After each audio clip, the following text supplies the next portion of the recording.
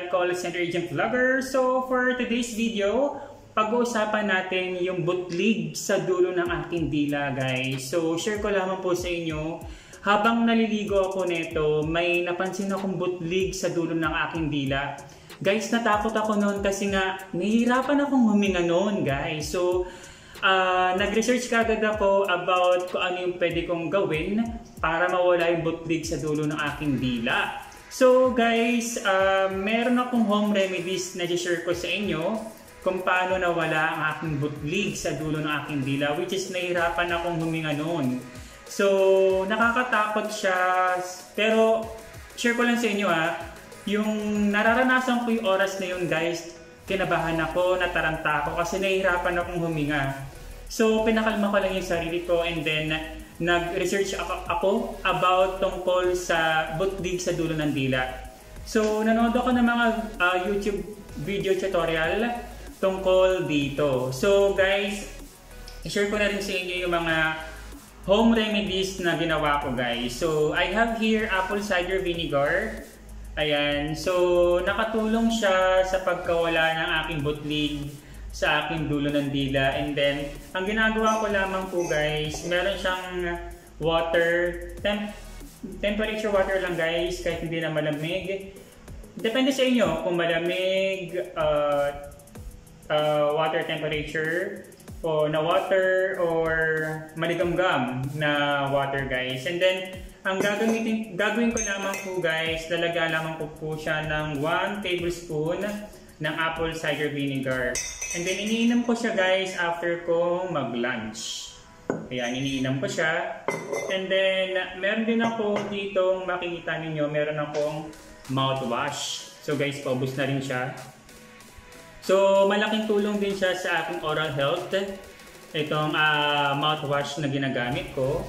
And then guys, nilipat ko nga pala itong aking baking soda dito sa container na to. Baking soda to, guys. Ayan, pakita ko sa inyo texture. Ayan, baking soda siya. And then ang ginagawa ko po, meron ako dito hydrogen peroxide. Yan, medyo burado na siya. Pero bago lang to, guys, nabura lang siya. And then ang ginagawa ko, share ko sa inyo yung ginagawa ko, guys. So nilalagay ko siya dito sa container na to. Ayan, ito. Lagyan natin ganyan para makita ninyo. So, lalagay ko lang siya dito. Konti lang. Mga ganyang kadami. Kung makikita ninyo, mga ganyang kadami. And then, lalagyan ko lang siya ng hydrogen peroxide. Ayan. Konti lang siya, guys. Nakita niyo ba? Ayan, konti lang siya. Tapos, haluin ko lang siya, guys.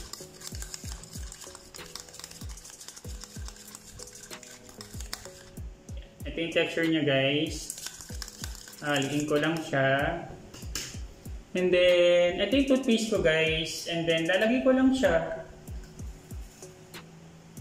Ito yung ginagamit ko ng toothpaste. So, ginagawa ko, guys, tinutoothbrush ko din yung dulo ng dila ko. So, malaking tulong din siya sa akin na nawala yung butlig sa aking dulo ng aking dila. Ayan. So, tapon lamang po natin, guys. Siyempre, nagawa ko na siya. So, linisin lang natin. Tapos, sarado ko lamang po ito. Yung ating hydrogen peroxide. And then, ating baking soda. Baking soda to, guys, nilipat ko lang dito sa container na to.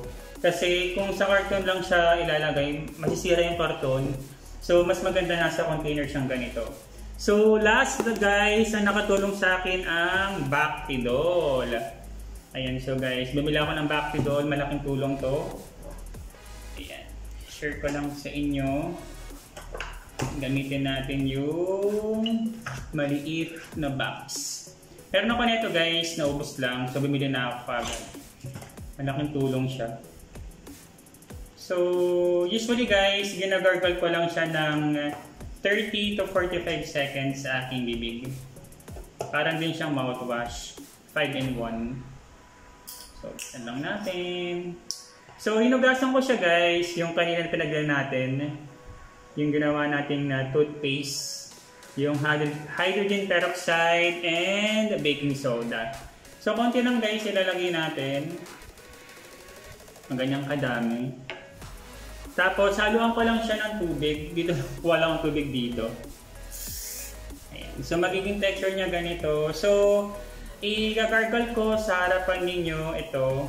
So, usually mga 30 to 45 seconds ko siyang ginagargle. Hanggang dito, guys.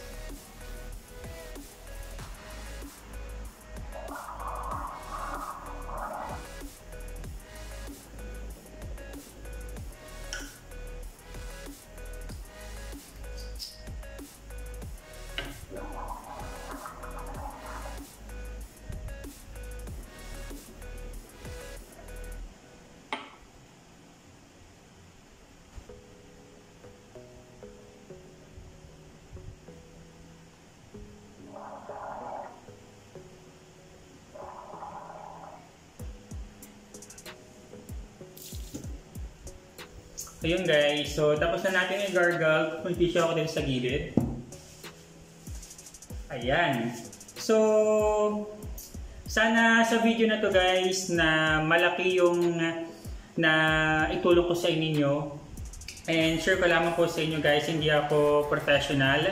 I'm not an expert, pero ito yung ginagawa ko para mawala ang aking bootleg sa dulo ng aking dila.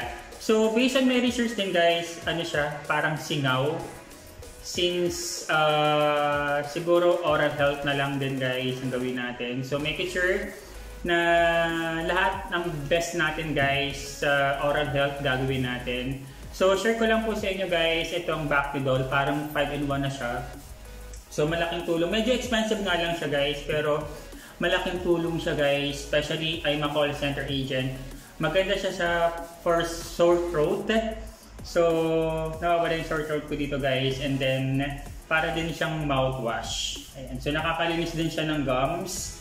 And, marami siyang benefits. So, yun lamang guys. Kung meron kayong apple cider vinegar will do. So, tandaan nyo lamang po guys, kapag gagamit kayo ng apple cider vinegar, gagamit kayo ng straw. Kasi mataas yung acidity ni apple cider vinegar.